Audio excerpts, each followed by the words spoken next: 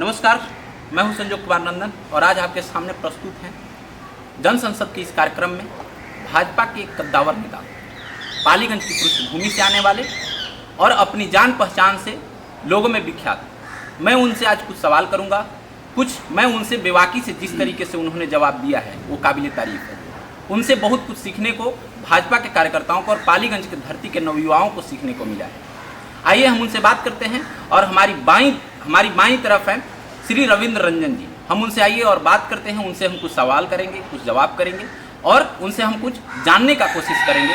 तो आपका स्वागत है हमारे इस कार्यक्रम में, जन संसद के इस कार्यक्रम में। धन्यवाद। मैं सबसे पहले कुछ आपसे पूछूं, कुछ सवाल जवाब करूं और कुछ आप पे आरोप प्रत्यारोप की बातें हों। उससे पहले हम ये कहें कि आप सबसे पहले 74 के बाद से जुड़े हुए हैं भाजपा से और आपकी पृष्ठभूमि रही है श्री राम जन्मभूमि से। तो अब तो राम जी, तो रामलला तो पधार गए अयोध्या में। आपको कैसा लग रहा है? बहुत अच्छा लग रहा है। 74 में चूँकि मैं बच्चा था, उस पृष्ठभूमि में वह राजनीतिक मेरी पृष्ठभूमि नहीं है। आपने ठीक कहा, मेरी राजनीतिक उपज राम जन्मभूमि मूवमेंट है, आंदोलन है। जी जी। हम लोग कार सेवक के रूप में 92 में अयोध्या गए थे। जी। हम लोगों ने कार सेवा की थी और 74 वाले लोग तो हमसे 15-20 साल सीनियर हैं और आज लगातार वो लोग बिहार की राजनीति पर काबिज हैं। हम लोग उसके बाद वाली पृष्ठभूमि पर हैं। तो ऐसा नहीं लगता है कि जिस तरह नरेंद्र मोदी कहते हैं कि युवाओं को प्रमोट किया जाए, तो ऐसा आपको नहीं लगता कि 74 के पहले वाले लोगों को अब रिटायरमेंट ले लेनी चाहिए? हाँ, बिल्कुल ले लेना चाहिए। 74 वाले लोग ही लगातार 30 वर्षों से बिहार में हुकूमत कर रहे हैं।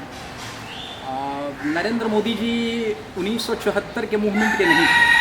वो चूँकि संघ के एक सांगठनिक पृष्ठभूमि से आए हैं, संगठन करते हुए आए हैं।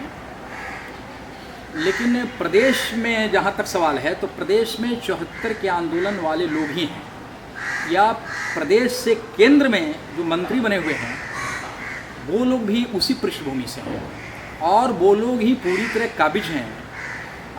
वो लोग काबिज रहे हैं, लेकिन थोड़ा स्पेस वो लोग दें नौजवानों के लिए, बाद वाली पीढ़ी के लिए थोड़ा सा स्पेस दिया जाए नौजवानों के लिए। हाँ, मैं ये उनसे लेकिन एक चीज़ मैं और देख रहा हूँ, अब मैं पालीगंज की तरफ मैं बढ़ूँ। ये तो हमारी बिहार प्रदेश की बात हो गई भाजपा की। पालीगंज में मैं देखता हूँ कि काफ़ी निरस्ता है, या फिर पालीगंज के जो पृष्ठभूमि से आ रहे हैं। मैं अशोक वर्मा जी हैं जो कि दूसरे दल से हैं, अजय सिंह जी हैं वो भी दूसरे दल के हैं, विनोद शर्मा जी हैं वो भी किसी दूसरे दल से आए हुए हैं और ये लोग भाजपा के शीर्ष पदों पर आसीन हैं। लेकिन भाजपा के जो कार्यकर्ता, जैसे कि आपको ही मैं ले लूँ, आप 74 से ही जुड़े हुए हैं। 74 से नहीं, राम जन्मभूमि 87 से आप जुड़े हुए, माफ़ कीजिएगा 87 से। लेकिन कहीं ऐसा नहीं लग रहा कि पालीगंज के लोगों को अनदेखा किया जा रहा है, किसी दूसरे दल के लोग आ रहे हैं उनको प्रमोट और तवज्जो ज़्यादा दी जा रही है? इस पर कैसा आपको लगता है? इसका घाटा भी पार्टी को हुआ है। पार्टी ने 8 बार बाहरी लोगों को टिकट दिया, 4 बार जनार्दन शर्मा वहाँ से चुनाव लड़ा, 1 बार जीते, 3 बार हारे। 3 बार उषा विद्यार्थी चुनाव जीती, 2 बार हारी, 1 बार जीती।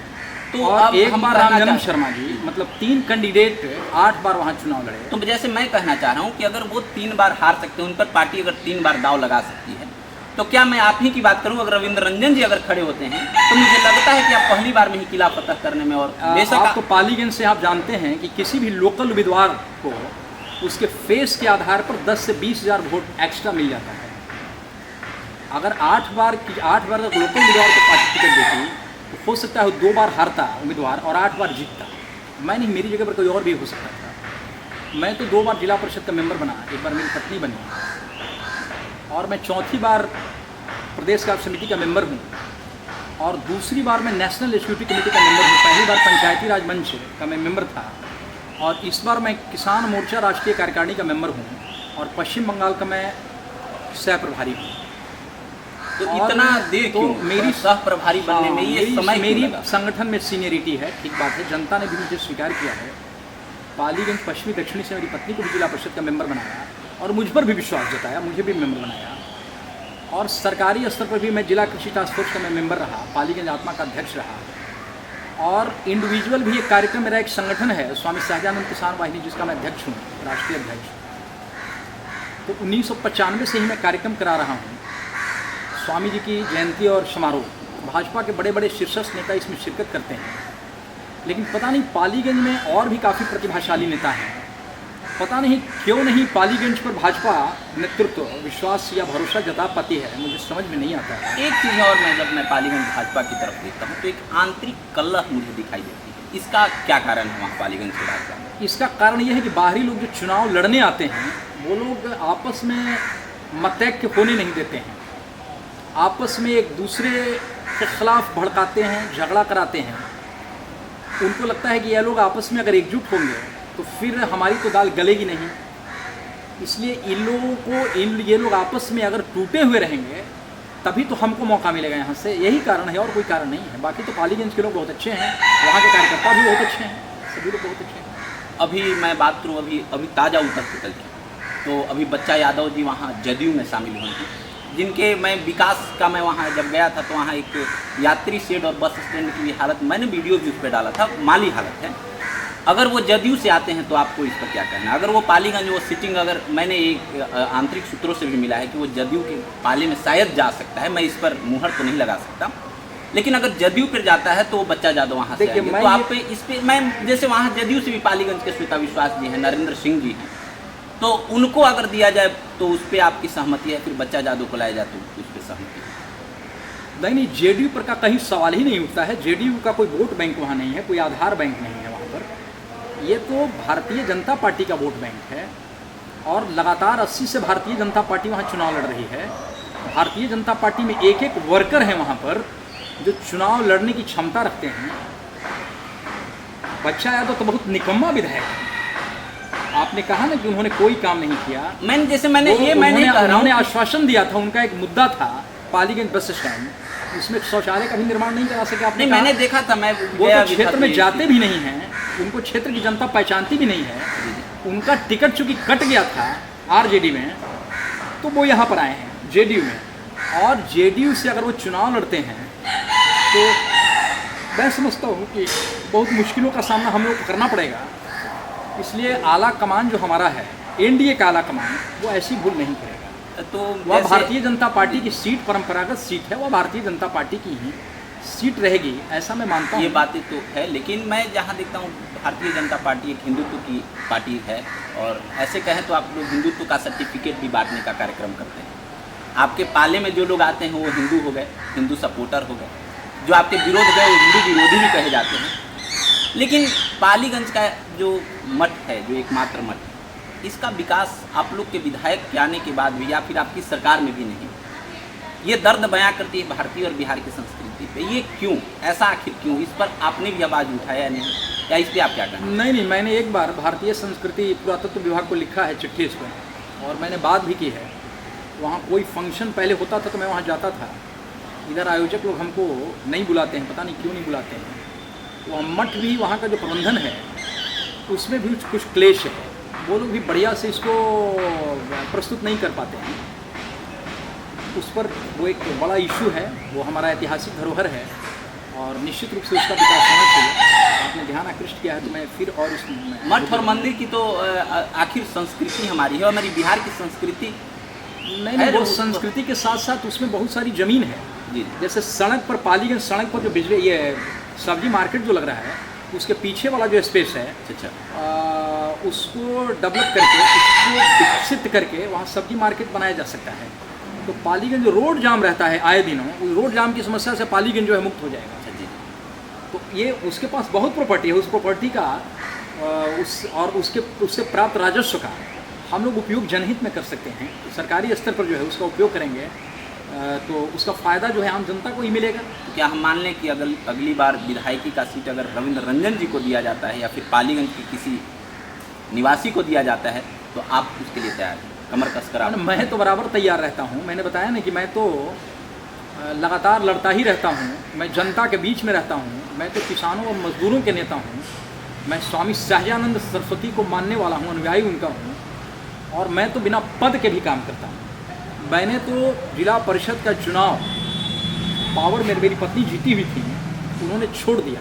हम लोग में से परिवार में से कोई लड़ता तो फिर जीतता, क्योंकि जनता का इतना प्यार है, इतना स्नेह है, जनता के बीच बराबर हम लोग रहते हैं, और इतना लोग घुले मिले हैं, अपनी समस्याओं को लेकर आते हैं हमारे यहाँ, और यथासंभव मैं उसका समाधान करता हूँ। तो मैं तो बराबर युद्ध यानी राजनीतिक युद्ध के लिए मैं तैयार रहता हूँ। मैं तो एक योद्धा हूँ, अपने को योद्धा मानता हूँ, और योद्धा कभी किसी लड़ाई से पीछे नहीं हटता है। जब बिहार में एक सबसे बड़ी जो बिहार के पिछड़ेपन का जो सबसे बड़ी एक काला इतिहास, काला अध्याय हम कहें तो जाति, जातिगत राजनीति, तुष्टीकरण की राजनीति, इससे बिहार को जो घटा हो रहा है, इस पर आप क्या कहना चाहेंगे? क्या बिहार को इस पर क्षति हो रही है? बहुत क्षति हो रही है, लेकिन जो जात की फसल राजनीतिज्ञ लोग ज़्यादा काट रहे हैं। यानी ये जो 74 वाला जो जयप्रकाश नारायण के नेतृत्व में जो एक लॉर्ड जो निकला राजनीतिज्ञों का, वो लोग तो कुछ ज़्यादा ही जात पात कर रहे हैं। लेकिन जैसे जयप्रकाश लालू प्रसाद नारायण यादव का को ले कोई लीजिए, नियम नहीं था। लालू उनका प्रसाद कहना- यादव को ही ले लीजिए। जी जी। लालू प्रसाद यादव उसी मूवमेंट की उपज है, और लालू प्रसाद यादव उस की मूवमेंट की पूरी तो राजनीति आपकी जाति पार्टी पर में- टिकी हुई है, पूरी राजनीति ही जात पर टिकी हुई है। इसलिए ऐसे जातिवादी लोग का बहिष्कार होना चाहिए, जनता उन लोगों का बहिष्कार करे। मैं तो जिला परिषद का सदस्य जो निर्वाचित होता हूँ, सभी जातियों के लोग मुझे वोट देते हैं, और मैं निर्वाचित होता हूँ 2 बार मैं निर्वाचित, एक बार मैं, एक बार नक्सलवाद पे आप क्या कहते हैं? नक्सलवाद तो समाप्त हो गया है, और सबसे ज़्यादा लेकिन आपका गांव त्रस्त रहा है नक्सलवाद हमारा पे, गांव इसलिए मेरा त्रस्त रहा है। आपसे ज़्यादा। हाँ बिल्कुल बिल्कुल, बॉर्डर पर होने के कारण हमारा गांव त्रस्त रहा है। अब हमारे गांव में सभी जाति के लोग मिलजुल के रह रहे हैं, और लोगों ने समझा कि नक्सलवाद का पोषण करना घाटे का सौदा है, हम लोग को मिलजुल कर रहना चाहिए। और आज आप जाएंगे तो पूरा भाईचारा हमारे यहाँ मिलेगा। बाहरी लोगों ने आकर गलतफहमी पैदा कर दी थी, आपसी विभेद पैदा कर दिया था। अब हम लोग समझ गए हैं, और सभी जाति के लोग उसको समझ गए हैं। मैंने उसको खास करके सामाजिक समरसता, जब मैं चुनाव जीता जिला परिषद का, तो मैंने विशेष रूप से उस क्षेत्र में पहल की। मैंने भूमिहारों के अतिरिक्त अदर जो पिछड़ी और दलित जातियां हैं, उनकी बस्तियों में भी मैंने होकर जो सड़क का निर्माण कराया, उनके गांव में गलियों का निर्माण कराया, पीसीसी का काम कराया। तो उनका भरोसा भूमिहार लीडरशिप पर पैदा हुआ, बढ़ा। और नक्सलियों ने क्या किया कि वो एक जाति के खिलाफ, विशेषकर भूमिहार जाति के खिलाफ लोगों को भड़काया और जातियों को भड़काया, और कुछ जातियों को उन्होंने न्यूट्रल कर दिया। बाद में लोगों को लगा कि अरे भाई भूमिहार में कुछ लोग खराब हो सकते हैं, सभी लोग तो खराब नहीं है। ठीक है, लेकिन ये जो बीजेपी का मैं पालीगंज से देखता हूँ, विक्रम से देखता हूँ, तो बड़े लोग भूमिहार जात से ही क्यों नहीं छोटे जातों को प्रमोट किया जा रहा है? और भी जो ST हैं या फिर और भी जो कास्ट के लोग हैं, उनको क्यों नहीं प्रमोट किया जा रहा है? ये भूमिहार का ही, जैसे आप भी भूमिहार जाति, भूमिहार बंधन से ही आते हैं, रवीश कौंडिल्य का नाम आता है ऐसा कुछ करके, वो भी यही भूमिहार जाति से ही आते हैं। और भी जो भी बीजेपी से जो जुड़े हुए पूर्ववर्त जो आपके, तो वो भी, लेकिन क्या कमी रह गई है उसमें? वो तो है कि जिस पार्टी में जो काम करेगा उसका प्रोजेक्शन है। तो आपने कहा ना कि जात पात से बहुत नुकसान हो रहा है। यहाँ तो जात के नाम पर लोगों ने पार्टी बना ली है। अब LJP है तो भाई उसमें पासवान या दलित लोग रहेंगे, बसपा है तो उसमें जो है सो रविदास समाज के लोग रहेंगे, JDU है तो उसमें सिर्फ कुर्मी ही लोगों की पार्टी हो गई, RJD है तो यादवों की पार्टी हो गई। भारतीय जनता पार्टी ऐसी पार्टी नहीं है, उसमें सभी जातियों को मौका मिलता है, और सभी जातियों के लोग उसमें चुनाव लड़ते हैं। हमको रामकृपाल यादव को हमने सांसद बनाया, उस जाति के रामकृपाल जी के जाति के लोग तो हमारी पार्टी को वोट नहीं करते हैं लोकसभा में भी, ऐसा नहीं, लेकिन हम लोग तो अपनी वोट देते हैं। भाजपा का जो वोट बैंक है, जो सवर्ण बनिया जो वोट बैंक है, उसके आधार पर हम लोग चुनाव जिताते हैं। हम समझते हैं कि अगर उसका आकलन किया जाए तो 1% भी यादव वोट उनको नहीं मिलता है। तो कैसे आरोप लगा सकते हैं भारतीय जनता पार्टी में कि भारतीय जनता पार्टी जात पात की राजनीति? ये विरोधियों ने आरोप लगा, ये मेरा आरोप तो मैं तो रामकृपाल यादव को मैं उदाहरण दे रहा हूँ। जी जी। आप आशा सिन्हा को ले लीजिए, दानापुर से उस विधायक हैं, कितने यादव उनको वोट करते हैं? ये तो भाजपा का जो वोट बैंक है उसके आधार पर चुनाव जीतते हैं। तो हम लोग तो ऐसा करते हैं। नंदकिशोर यादव को कितने यादव लोग वोट करते हैं? वो तो जो बनिया या अदर कास्ट का जो वोट है, वोट बैंक है, उसके आधार पर हम लोग उनको चुनाव जिताते हैं। इसलिए हम लोग जात पात नहीं करते हैं, भारतीय जनता पार्टी के लोग जात पात नहीं करते हैं, भारतीय जनता पार्टी भी जात पात नहीं करते हैं। जात पात करती तो मैं बता रहा हूँ कि आज रामकृपाल यादव वहाँ से सांसद नहीं। तो जात पात नहीं कर, लेकिन तुष्टिकरण हिंदुत्व की तो आप पार्टी करते हैं। हिंदुत्व की मैं बात नहीं करता हूँ, हम लोग भारतीय संस्कृति की बात करते हैं। जो मुसलमान, हम लोगों ने कलाम को राष्ट्रपति किसने बनाया? कांग्रेस ने बनाया क्या? कलाम कौन थे? वो हिंदू थे क्या? वो तो मुसलमान थे, हम लोगों ने तो बनाया। तो क्या राम मंदिर की जगह कोई हॉस्पिटल बना दिया जाए, कोई बड़ी सी कॉलेज बना, राम के नाम पे ही हॉस्पिटल बनाने के लिए और जगह नहीं है क्या? अयोध्या में और जगह नहीं है क्या?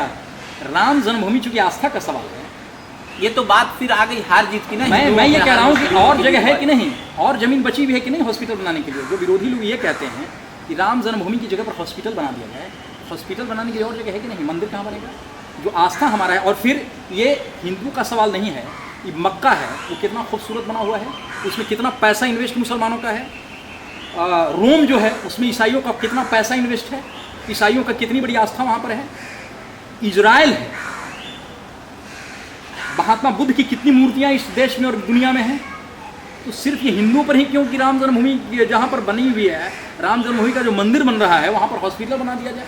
ये तो हास्यास्पद आरोप है, और हास्यास्पद, इसको यूं ही इसको ख़त्म कर दिया जाए, इसको कोई नोटिस ही में नहीं लिया जाए, ये नोटिस वाला कोई प्रश्न नहीं।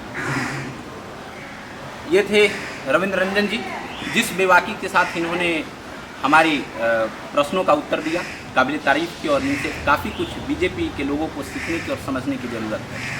हम इनके अगले चुनाव में इनको अग्रिम शुभकामनाएं देते हैं। बीजेपी पार्टी और बीजेपी आला कमान सभी लोगों को मेरी तरफ से अग्रिम शुभकामनाएं। और ऐसे ही किसी और पड़ाव पे हम मिलेंगे, अगले ही जगह मिलेंगे, किसी ऐसे ही लोगों के साथ जिनसे हम बातें करेंगे, खुल के उनका पक्ष रखेंगे, वो भी अपना खुल के पक्ष रखेंगे। तब तक के लिए आपसे हम विदा लेते हैं। धन्यवाद। नमस्कार।